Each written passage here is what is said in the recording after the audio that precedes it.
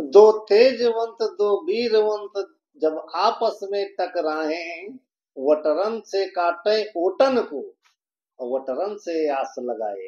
तो नमस्कार, मैं संदीप चंचल, चंचल की चहक में आपका हार्दिक स्वागत एवं अभिनंदन करता हूं। मित्रों, ये लाइनें मैं 273 विधानसभा मिल्कीपुर के उपचुनाव के लिए कह रहा हूं। जैसा कि आपको विदित हो कि ये बड़ी ही हार्ड सीट है उत्तर प्रदेश की। 9 सीटों पर चुनाव होना था, उपचुनाव, जिसमें से 8 सीटों पर पहले कराया गया, एक सीट पे बाद में चुनाव कराया गया है। और चाहे वो भारतीय जनता पार्टी हो, चाहे वो समाजवादी पार्टी हो, सब ने अपना दमखम झोंक दिया है। कल नामांकन हुआ है भारतीय जनता पार्टी के प्रत्याशी श्री चंद्रभान पासवान जी का, उसमें 7 मंत्री शामिल थे। तो ये समझ सकते हैं कि कितनी हार्ड सीट है, और इस हार्ड सीट पे अब आन बान शान की लड़ाई हो चुकी है। तो उसी के बारे में मैं थोड़ा सा एनालिसिस करना चाहता था आपके बीच में, इसीलिए मैं वीडियो बना रहा हूँ। वीडियो अच्छा लगे तो चैनल को सब्सक्राइब करें, लाइक करें और शेयर करें। आते हैं मुद्दे पर। कल मैं जो बात कर रहा हूँ, चंद्रभान पासवान जी का नामांकन था। जन सैलाब तो काफी उमड़ा था, 7 मंत्री आए थे।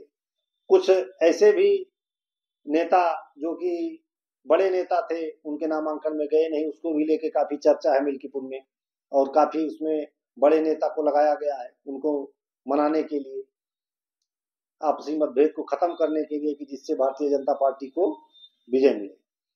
उधर अजीत प्रसाद जी ने भी अपना नामांकन कर दिया है। तो नामांकन के बीच से एक बड़ा अपडेट निकल के आया है, वो भी हमको भी किसी समाचार न्यूज के जरिए ही पता लगा है। उसको मैं एनालिसिस आपको एक वीडियो के माध्यम से कर रहा हूँ।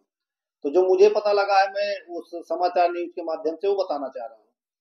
जब दोनों लोग अपना अपना नामांकन करते हैं तो सबकी चल अचल संपत्ति के बारे में पता लगता है, क्योंकि हलफनामे में लगाया जाता है, जो कि नियम है। तो पब्लिक के बीच में भी आता है। कुछ बड़े फनी मोमेंट है, इसलिए इसको बताना चाह रहा हूँ। जैसे कि पहला मोमेंट आपको फनी के नाम ये है कि अजीत प्रसाद जी के नाम पे कोई गाड़ी ही नहीं है। पूरी विधानसभा में चल रहे वो गाड़ी से ही है, लेकिन उनके नाम कोई वाहन नहीं है। लेकिन चंद्रभान पासवान जी के पास में एक सफारी है टाटा की, और एक ट्रैक्टर है उनके नाम।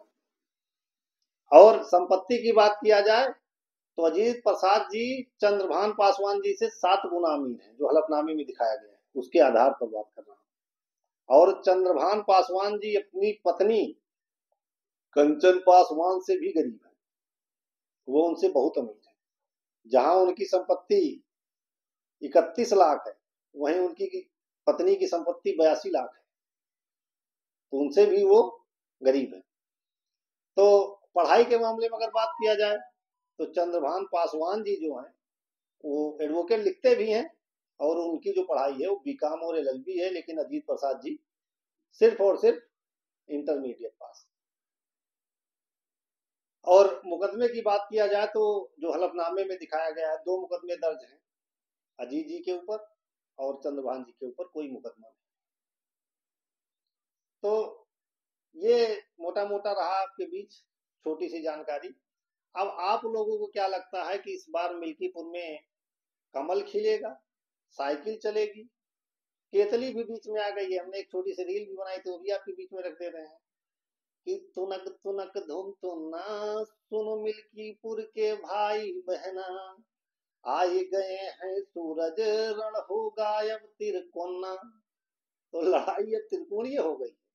आप लोगों का क्या मानना है? क्योंकि बहुजन समाज पार्टी ने अपना प्रत्याशी उतारा नहीं है। तो दलित वोटरों पे सबकी निगाह थी कि बहुजन समाज पार्टी, भारतीय जनता पार्टी के लोग कह रहे थे कि बहुजन समाज पार्टी का जो वोट है वो भारतीय जनता पार्टी के पास जाएगा। समाजवादी पार्टी तो पीडीए का नारा उनका है ही, उनका कहना था कि सारे वोट मेरे हैं, और मिल्कीपुर सुरक्षित सीट भी है। तो अब देखना है कि जब भीम आर्मी श्री चंद्रशेखर रावण जी ने सूरज चौधरी, जो कि समाजवादी पार्टी के बागी नेता हैं, उनको अपना प्रत्याशी बनाकर आजाद समाज पार्टी से मिल्कीपुर उपचुनाव में उतार दिया है, तो ये दलित वोटर क्या, जो बीएसपी का वोट है, वो क्या आजाद समाज पार्टी ले जा पाएगी? अगर ये वोट बहुजन समाज पार्टी का आजाद समाज पार्टी की तरफ चला गया तो चुनाव बड़ा ही टक्कर का होगा, रण बहुत ही तगड़ा होगा। और इस सूरज चौधरी के आने से दोनों प्रत्याशी जो हैं, उनके लिए चुनाव और ही कांटे का हो गया है। और ये लड़ाई आन बान शान की है, क्योंकि जहां अजीत प्रसाद जी पूर्व मंत्री रह चुके उत्तर प्रदेश सरकार में, वर्तमान सांसद, विश्वविख्यात वर्तमान सांसद, जिनको कि श्री अखिलेश यादव जी ने यहां तक बोल दिया कि वो अयोध्या के राजा, उनके सुपुत्र हैं श्री उदय प्रसाद जी की। तो वहीं पर विश्वविख्यात सांसदी की जो सीट थी, माननीय श्री लल्लू सिंह जी को पराजय का सामना करना पड़ा था अयोध्या में राम मंदिर निर्माण के बाद, जिससे काफी किरकिरी हुई है पूरे विश्व में, भारत में ही नहीं। भाजपा की आन मान शान लग चुकी है सीट को। अगर ये चुनाव कहीं भाजपा गलती से हार भी जाती है तो एक बार फिर से बहुत बड़ी किरकिरी होगी।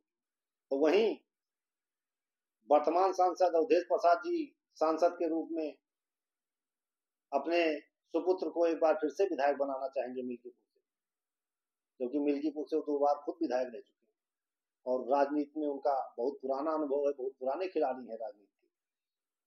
तो आप लोगों का क्या मानना है कि क्या भाजपा में जो, जैसा कि सुनने में आ रहा है कि कुछ आपसी नेताओं की कलह से क्या भाजपा को कोई नुकसान होगा, कि बीजेपी के जो वोटर हैं वो इधर उधर होंगे, या बहुजन समाज पार्टी के वोटर बीजेपी में जुड़ेंगे, या बहुजन समाज पार्टी के वोटर आजाद समाज पार्टी के साथ जा रहे हैं, या बहुजन समाज पार्टी के वोटर अजीत प्रसाद जी के साथ जा रहे हैं। चुनाव कौन जीतेगा, चुनाव कौन हारेगा, रण कैसा होगा, आप लोग कमेंट बॉक्स में बताइए। आप लोग अपनी राय दीजिए। इस बार मिल्कीपुर में कमल खिलेगा, साइकिल चलेगी, या फिर केतली तो नहीं भारी पड़ रही है, ये भी बताने का प्रयास करिएगा जरूर, क्योंकि गलियों गलियों तक ये वीडियो जाना चाहिए और वहां से उनकी राय आना चाहिए। आपसे हाथ जोड़ के निवेदन है, अगर कोई त्रुटि हुई हो तो ये वीडियो किसी को ठेस पहुंचाने के लिए हमने नहीं बनाया है। मेरा जो नॉलेज था वो मैंने आपके बीच में रखा है। कोई गलती हुई हो, त्रुटि हुई हो तो उसके लिए क्षमा प्रार्थी हूँ। और चैनल को लाइक करें, शेयर करें और सब्सक्राइब जरूर करें। धन्यवाद।